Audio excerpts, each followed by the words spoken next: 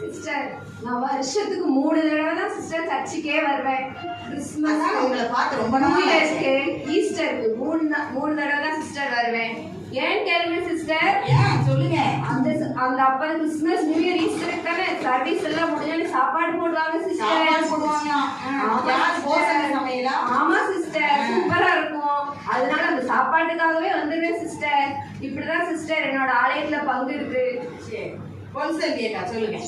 ஆலயத்துல கிறிஸ்து ஆலயம் கொக்கரகுளத்துல உங்களுடைய பங்கு என்ன? அந்த பெஞ்சு கிட்டதான் இடம். அந்த அண்ணன் டீச்சர் உட்காந்துருக்காங்க இல்லையா? ஆமா, அதுக்கு முன்னாடி இல்லைன்னா உங்களுக்கு பின்னாடி. முன்னாடி அதுக்கு பின்னாடி ஆமா, ஆரம்பிச்சப்பறம் வருவேன் சிஸ்டர். முன்னாடி எல்லாம் இடம் இருக்கு, உட்காரலாம்ல? இல்ல, அந்த இடம் தான் பர்ஃபெக்டா. அந்த இடம் உங்களுக்கு பிடிச்ச இடம், அது உங்க இடம். சரி. அதுக்கடுத்து சர்ச் ஆரம்பிச்சே வருவேன், முடிஞ்சு ஆமென் சொல்லவே கிளம்பிடுவேன். கரெக்ட் சிஸ்டர், அப்படிதான் இருக்கும். ஏன்னா வீண் சண்டைலாம் வராது பார்த்தீங்களா? ஆமா, முடிஞ்ச உடனே என்ன செஞ்சிடும்? ஓடிடணும். அடுத்து பால் தாய் சொல்லுங்க. சிஸ்டர் நான் வர்றது 9:30 வருவேன். சிஸ்டர் 9 மணிக்கு சொல்லுவாங்க. எனக்கு மாடு குட்டிலாம் இருக்கலாம் சிஸ்டர், அதெல்லாம் கட்டிட்டு பிள்ளைங்க ஞாயிற்றுக்கிழமை தான் லீவு, அதனால பிள்ளைங்களை தூங்கிட்டு எழுப்ப மாட்டேன். போட்டுட்டு கதவை பூட்டி சாவி இடுப்புல சொருகிட்டு அந்த 9:20 தான் உள்ள வருவேன். ஆமேன் போடவும் கிளம்பிடுவேன். எதுக்குன்னு கேளுங்க, போய் சமையல் பண்ணி பிள்ளைங்க சாப்பாடு எழுப்பி கொடுக்குறீங்களா? நம்மளுடைய வேலை தான் முதல்ல முக்கியம். அதனால ஓடிவேன் சிஸ்டர். இப்படிதான் என் லைஃப் போயிட்டு இருக்கு. சண்டே கிளாஸ்ல எதுவுமே என் பிள்ளைகளை நான் ரொம்ப இது பண்ண மாட்டேன். போதும், நான் இது வந்த வேணாம், பிள்ளைகளுக்கு அது கற்றுக்கிட்டு அது போதும் சிஸ்டர். அவ்வளோதான். எனக்கு எல்லாம் தெரியும் சிஸ்டர், நீங்களே சொல்லி கொடுத்துருவீங்க. ஆமா சிஸ்டர். நம்ம ஜெஸ்ஸியை கேட்டாங்க சிஸ்டர், ஆலயத்தில் ஒரு ஃபங்க்ஷன் சொல்லிட்டாங்கன்னா அந்த இடத்துல நான் தான் ஃபர்ஸ்ட் ஆளாக நிற்பேன். என்ன டெக்கரேஷன் பண்ணுறது, சண்டே ஸ்கூல், விபிஎஸ் எல்லாத்துலேயும் நான் தான் ஃபர்ஸ்ட் ஆளாக நிற்பேன். அதனால என் பங்களிப்பு நிறைய இருக்கு. ஆலயத்துக்குள்ள வருவேன்னா சேர் போட்ட மாதிரி இருக்கும். சித்தப்பா எல்லா வேலையும் சித்தப்பா முடிச்சிருவாங்க. நான் உட்காந்து எழுந்திரிச்சு போயிருவேன். உட்காந்து எழுந்திரிச்சு போயிருவேன். முதல்ல வந்து உட்காந்து சுமதி அக்கா உங்களுடைய பங்கு என்ன? சிஸ்டர் நான் இல்லைன்னா சர்ச்சே இல்லை சிஸ்டர். சிஸ்டர் ஆமா சிஸ்டர், ஃபர்ஸ்ட்ல இருந்து கடைசி வேலை நாங்கள் இருந்து ஐயாவோட பேசி அம்மாவோட பேசி முடிச்சுட்டு தான் சிஸ்டர் நாங்கள் வெளியவே போவேன். அதில் முக்கிய பங்கு எனக்கு தான் அப்படி சிஸ்டர். இவங்க எல்லாம் சொன்னாங்க, கேட்டீங்களா? முக்கிய பங்கு எஸ்தராணிக்கா உங்க பங்கு கேட்டுருவோமா? வேதம் என்ன சொல்லுகிறது? அசதியாயிராதீங்கள், சோம்பலாயிராதீங்கள், ஜாக்கிரதையாயிருங்கள். ஏன்னா நம்ம காலம் கிருபையின் காலம், கொஞ்ச காலம் தான் நமக்கு இருக்கு. அதனால என்ன செய்யணும்?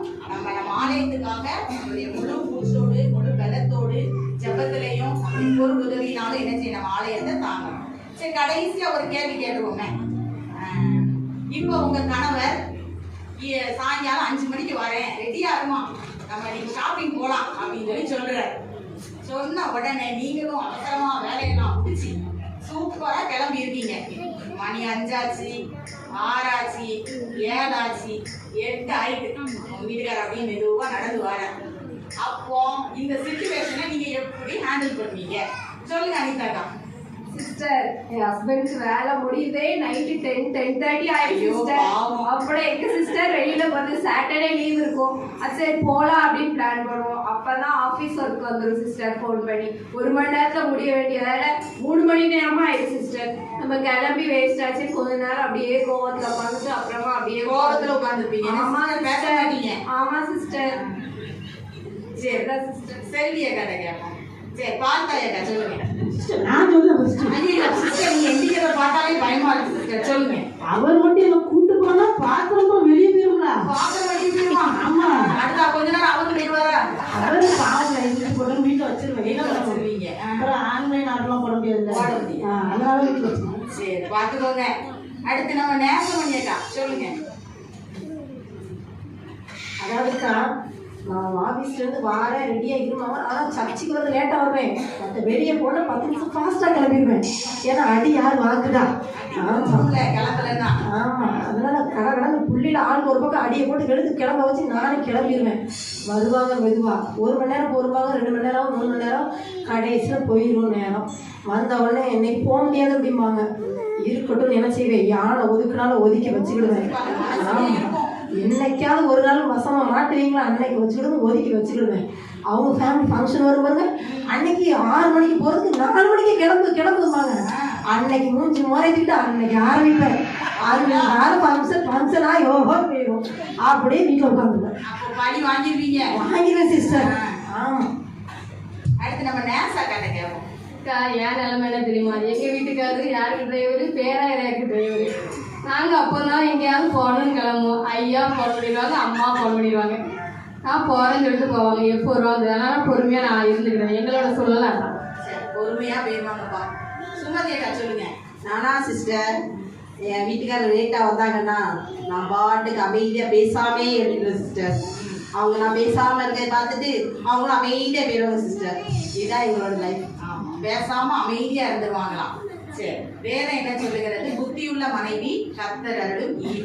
சரியா? மனைவியை கண்டடைகிறவன் நன்மையானதை கண்டடைகிறான். அதனால புத்தியுள்ள ஸ்திரீகள், குணசாலியான ஸ்திரீகள் தங்களுடைய நம்ம கேட்ட கேள்விக்கு அழகா பதில் சொன்னாங்க. ஒவ்வொருத்தரும் ஒவ்வொரு ரவுண்ட்ல சரியா பதில் சொல்லியிருக்காங்க. ஆனா நம்ம எல்லாருமே கரெக்ட் கிடையாது, அப்படிதானே? மனுஷங்களா பிறந்த நம்ம எல்லாருமே எல்லா காரியத்திலும் கரெக்டா இருக்கோம், பெர்ஃபெக்டா இருக்கேன் அப்படின்னு நம்ம சொல்ல முடியாது. எல்லா காரியத்திலும் தவறுறவங்க தான், அப்படித்தானே? அதனால அந்த தவறுகள் நம்மளுள்ள இருக்கதான் செய்யுது. ஆனா அந்த தவறுகளை எல்லாம், நம்ம இருக்கிற குறைவுகளை எல்லாம் நிறைவாக்குகிறவர் யாரு? ஆண்டவராகிய இயேசு கிறிஸ்து. வேதம் சொல்லுகிறது, நானே நீங்கள் அமர்ந்திருந்து நானே தேவன் என்று அறிந்து கொள்ளுங்கள். அப்போ ஆண்டவருடைய பாகத்துல நம்ம அமர்ந்திருந்து நம்முடைய குறைவுகளை எல்லாம் ஆண்டவரை சொல்லும் பொழுது ஆண்டவர் அந்த குறைவுகளை எல்லாம் அவர் நிறைவாக்கி தருவார். ரொம்ப நன்றி.